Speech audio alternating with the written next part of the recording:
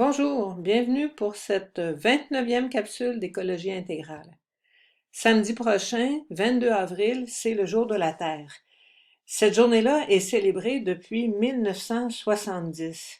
Aujourd'hui, plus d'1 milliard de personnes dans 193 pays passent à l'action chaque année dans le cadre de cette journée-là. Au fil des ans, c'est devenu le mouvement participatif en environnement le plus important de la planète.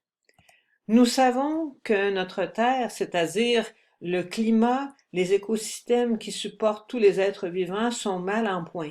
Mais ça vaut quand même la peine de célébrer cette journée-là. André Beauchamp, qui est théologien et qui est un écologiste de longue date, a souvent partagé des réflexions sur notre lien à la Terre et nous disait dans un de ses ouvrages: nous avons perdu le sens d'une commune appartenance à l'ensemble de l'univers. La nature a été comme enlevée de notre conscience, puis évidemment, il plaide pour l'importance de renouer ces liens-là. Alors, pourquoi ne pas prendre le plus souvent possible, et en particulier samedi prochain, 22 avril, ou n'importe quel moment de l'année, du temps pour nous connecter à la nature, pour regarder vraiment, pour contempler, pour sentir, pour toucher, et parfois même pour goûter ce qu'il y a autour de nous, et avec un esprit d'émerveillement, avec un esprit de louange et de gratitude.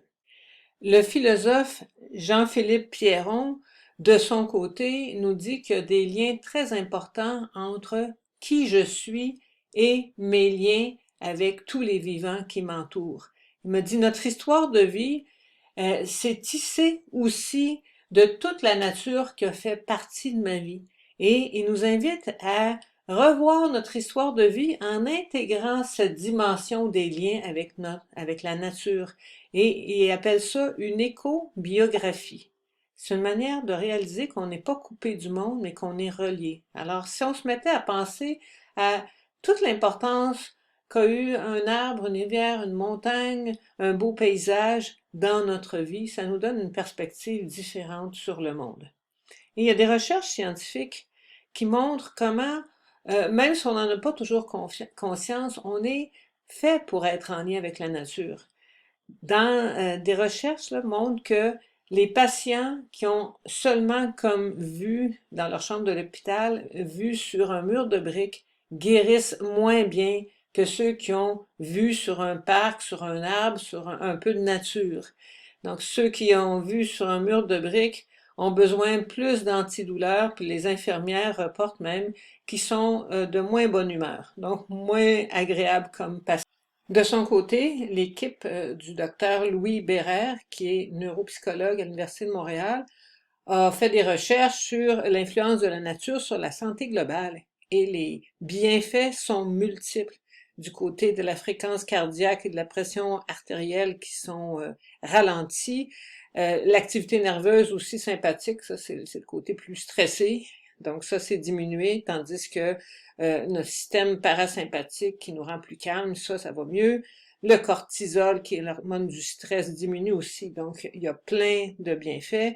Et on s'est demandé qu'est-ce qui créait ces bienfaits exactement. C'est pas tout à fait clair, mais il y a des hypothèses et probablement que c'est parce que c'est une expérience riche qu'on vit dans la nature. Tous nos sens sont en éveil.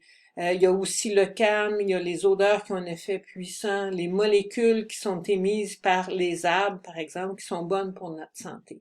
Alors même si on comprend pas tout, on comprend que c'est une bonne chose pour nous de fréquenter la nature. Mais peut-être bien que la meilleure façon de célébrer le jour de la Terre, c'est de nous engager envers la Terre. C'est d'ailleurs ce qui est proposé sur le site canadien du jour de la Terre. Le 22 avril, la célébration par l'action. Le site jourdelaterre.ca offre de multiples ressources, des idées d'action à poser, une campagne dans les médias, des invitations à des conférences et à des activités, puis encore bien plus de choses que ça. Allez voir, sûrement quelque chose qui se passe pas trop loin de chez vous, ou du moins en ligne. C'est aussi possible de s'inscrire à l'infolettre de la Journée de la Terre. C'est ce que je viens de faire. J'ai hâte de voir ce qu'ils vont m'envoyer. Chez nous, au Saguenay, Ville Saguenay propose une conférence, hein. Je suis heureuse d'apprendre que notre ville est une ville amie des monarques et il y a une conférence qui va nous faire découvrir un petit peu plus là, comment bien favoriser la biodiversité chez nous. Autre conférence intéressante, un autre webinaire, offert cette fois-ci par l'AREC, l'Association des retraités de l'éducation et des autres services publics du Québec.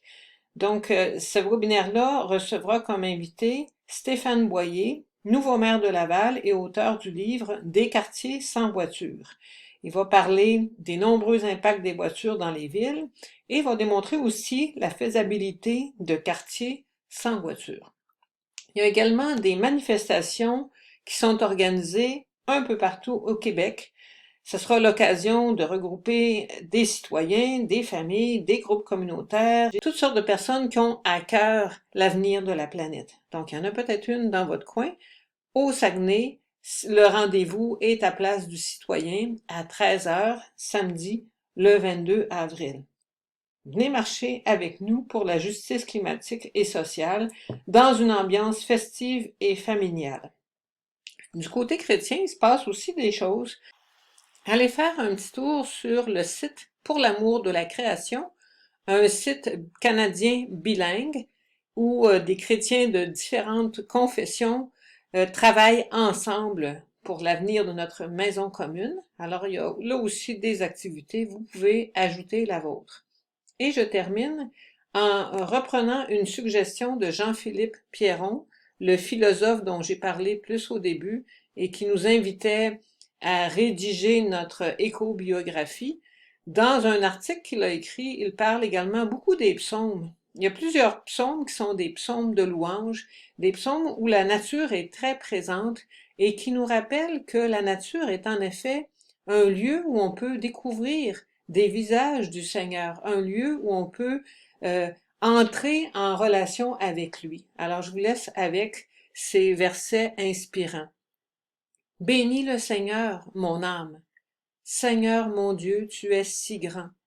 Vêtu de faste et d'éclat, tu déploies les cieux comme une tente. Tu bâtis sur les eaux tes chambres hautes. Faisant des nuées ton char, tu avances sur les ailes du vent.